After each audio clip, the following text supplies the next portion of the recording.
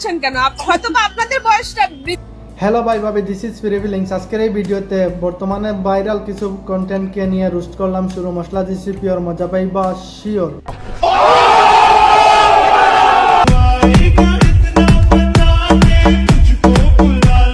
বাপদাদার আমলের যে ঋণগুলো ছিল সেই ঋণগুলো এখন বর্তমানে তাদের মেয়েগুলা টিকটকে এসে পরিশোধ করতেছে।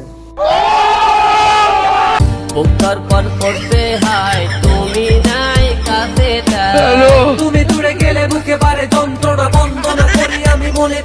হিরো আলম সাহেবকে নিয়ে একটা কথা না বললে না হয়। হিরো আলম সাহেবের টুনটুনি হচ্ছে সোনা দিয়ে মোড়ানো, না হয়তো এগুলা কিভাবে সম্ভব? সোনার আংটি বেকা হলেও দাম কমে। তাহলে কি আন্টি আপনি কয়লার সাথে সোনার তুলনা দিবেন?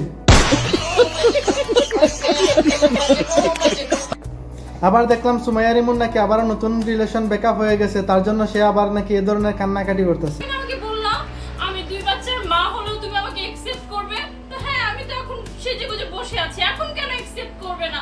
হ্যালো হ্যালো, बड़ा हरामी हो बेटा। সুমাইয়া রিমুর আবার ব্রেকআপ হয়ে গেছে, সেই খুশিতে মানিক মিয়া আবারও মদ খেয়ে মাতলামি করতেছে টিকটকে এসে। আমি বারবার নেব সে ফুলের ইশার। আপনাদের বয়লার আপা অনেকটা অলস। আমি খুবই অলস, আমার গায়ে কোনো কথাই লাগে না। তাকে গালাগালি করলেও তার গায়ে লাগে না, কারণ উনি হচ্ছেন টিকটকার থেকে নায়িকা হয়েছেন, তার জন্য ওনার গায়ে কিছু লাগে না। এদিকে আমাদের মুশারফ কাকা খুলে বসে দুলদুল দুলুনি খাচ্ছেন।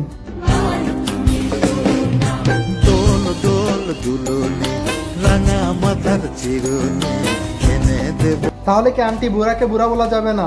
এরপর যখন একজন অডিয়েন্স তাকে বুড়া বলে তারপর উনি কেঁপে যান। বুড়ো বয়সে বলছেন কেন? হয়তো বা আপনাদের বয়সটা বৃদ্ধি হয়েছে, কিন্তু আমি তো তাকে মানে এরকম দেখছি না। আপনারাই আরে পিছনে না খুলে এসে বসো, এখন মনে হচ্ছে একটু শান্তি লাগতেছে। এদিকে মিস চকলেট সারাদিন চুমাচুমির উপরে রাখছে আর বেতলা বেটি মেলাই মেলাই আসে।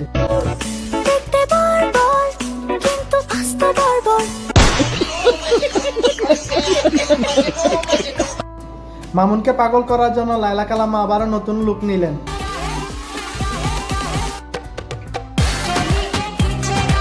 এটা দেখার পর অনেকে বলতেছে প্রিন্স মামুনের ভাগ্যটা কত ভালো, গাড়ির সবটি হাই ফাই হওয়ার চেষ্টা করে কিন্তু সবটিরও ইঞ্জিন খারাপ।